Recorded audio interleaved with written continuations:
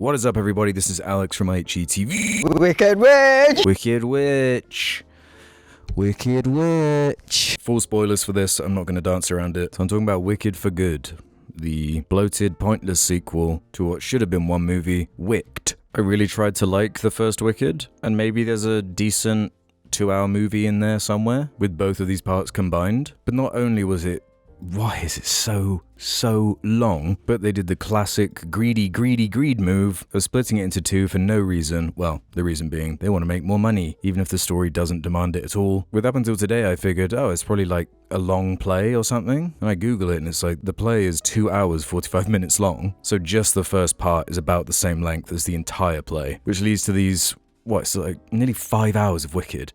No, it is 5 hours. It's nearly on point 5 hours. And it does feel like they've just tacked on 2 hours of nothing. So the 2 or 3 songs I enjoyed from the original Wicked are trapped in this bloated mess that isn't just bloated, but I couldn't even get into the production design because of how hideous the film looked. I don't know what the culprit is, because when you look at the costumes and set design when it's not in the film, it's so detailed and looks amazing, but then in motion it's washed out and gritty in a way that must be a stylistic choice, with the director apparently wanting it to look realistic and not artificial. And I know people don't like the comparison of the original Wizard of Oz, even though it's set in the same universe and is the classic prequel. Oh, if you see the story from this angle, then it's completely different. And sure, you don't have to have Wicked look identical to the Wizard of Oz, but when you're setting the story in the same universe, it should at least be as beautiful in its own way, because this film is gorgeous. So on a visual and story level, it wasn't working, even if I quite enjoy these 2 leads and their pitch perfect singing. But it's like the film was made for people who are already fans of Wicked, who are down for like a longer, extended version. It's like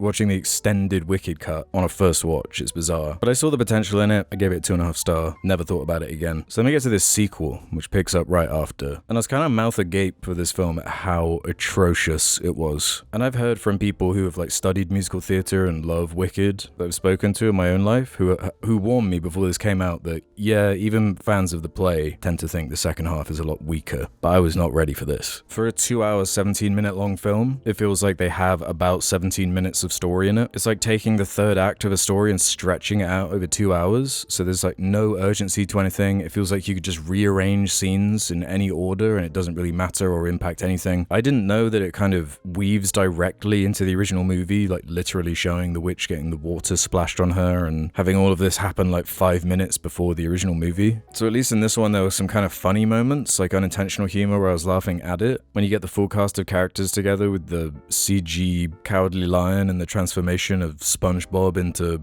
Tin Man and the Scarecrow stuff was pretty funny, but what a dull experience sitting through this. It didn't even have any punchy songs. Not a single one stood out to me with the lyrics or the hooks of them. It's a shame it's not slightly more bad so it could be a bit more funny entertaining instead of mostly boring, which is quite annoying because I feel like there's a decent Wicked movie in here somewhere in these 5 hours, but this isn't like a Dune or Harry Potter or whatever, something that has a lot of substance and context that justifies a film being split in two. It's one of the most egregious examples I've seen of one of these movies split into two pointlessly. It was really reminding me of the Hobbit movies actually, with how ugly they are and with how bloated and stretched they are, considering the source material being this nimble, cute little book. So both of them were directed by John M. Chu, known for Now You See Me Too, Crazy Rich Asians, G.I. Joe, Retaliation.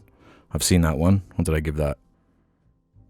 Yep, looks about right. Oh, was he going to do the Hot Wheels movie? That's exciting. That's going to be good. There's nothing about the direction that is creative or entertaining. The film is pretty much sold and carried off Cynthia Erivo and Ariana Grande, who are way more entertaining and wicked in these bizarre behind-the-scenes interviews. Not the time, helicopter!